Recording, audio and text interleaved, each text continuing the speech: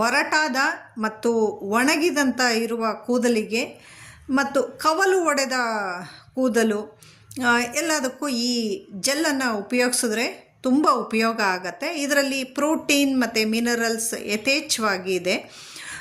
ಇದು ದೇಹಕ್ಕೂ ಕೂಡ ತಂಪು. ಇದನ್ನು ಹೇರ್ ಮಾಸ್ಕ್ ಆಗಿ ನಾವು ಉಪಯೋಗಿಸಿದಾಗ ದೇಹ ಕೂಡ ತಂಪಾಗುತ್ತೆ, ಕಣ್ಣಿಗೂ ಕೂಡ ತಂಪು. ಆ ಥರದ ಒಂದು ಹೇರ್ ಜೆಲ್ಲನ್ನು ಇವತ್ತು ನಾನು ಮಾಡ್ತಾಯಿದ್ದೀನಿ.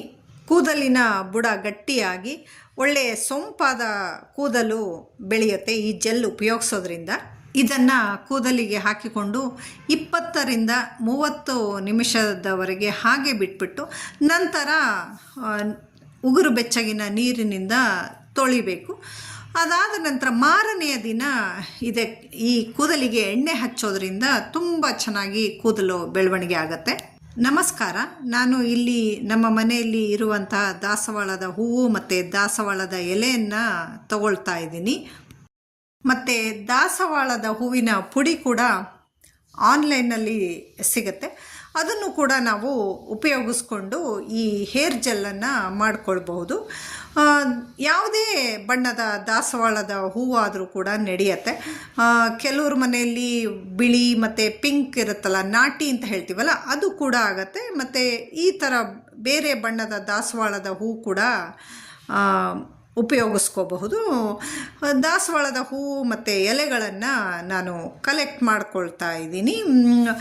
ಎರಡನ್ನೂ ಸೇರಿಸಿ ಹಾಕೋದ್ರಿಂದ ಜೆಲ್ ಇನ್ನು ಸ್ವಲ್ಪ ಥಿಕ್ಕಾಗುತ್ತೆ ಮತ್ತು ಹೇರ್ಸಿಗೆ ಆ ಜೆಲ್ ಸ್ಟ್ರೈಟ್ ಮಾಡುತ್ತೆ, ಹೇರ್ಸನ್ನು ಸ್ಟ್ರೈಟ್ ಮಾಡುತ್ತೆ ಮತ್ತು ಸಾಫ್ಟ್ ಶೈನಿ ಮಾಡುತ್ತೆ.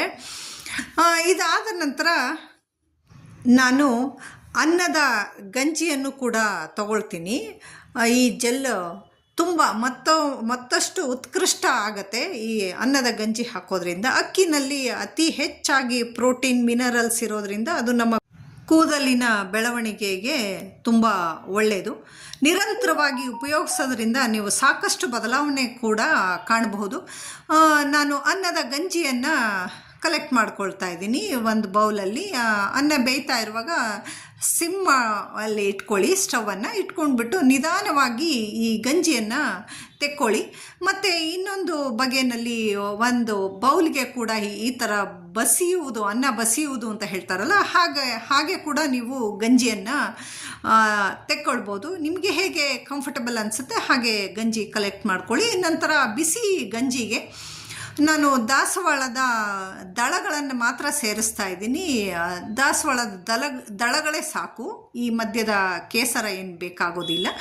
ಮತ್ತು ಎಲೆಗಳನ್ನು ದಳಗಳನ್ನು ತುಂಡು ತುಂಡು ಮಾಡಿ ಹಾಕ್ತಾ ಇದ್ದೀನಿ. ನಂತರ ಇದನ್ನು ಚೆನ್ನಾಗಿ ಆ ಗಂಜಿ ಮತ್ತು ಈ ದಾಸವಾಳದ ಎಲೆ ಮತ್ತು ದಾಸವಾಳದ ದಳಗಳು ಎಲ್ಲ ಕಡೆಗೂ ಗಂಜಿ ಹರಡಲಿ ಅಂತ ಹೇಳಿಬಿಟ್ಟು ಹೀಗೆ ಸ್ಪೂನಲ್ಲಿ ಪ್ರೆಸ್ ಮಾಡ್ತಾ ಇದ್ದೀನಿ. ನಿಧಾನವಾಗಿ ಪ್ರೆಸ್ ಮಾಡಿಬಿಟ್ಟು ಇದನ್ನು ಒಂದು ಸ್ವಲ್ಪ ಹೊತ್ತು ಪ್ಲೇಟ್ ಮುಚ್ಚಿಬಿಟ್ಟು ಇಡ್ತಿದ್ದೀನಿ.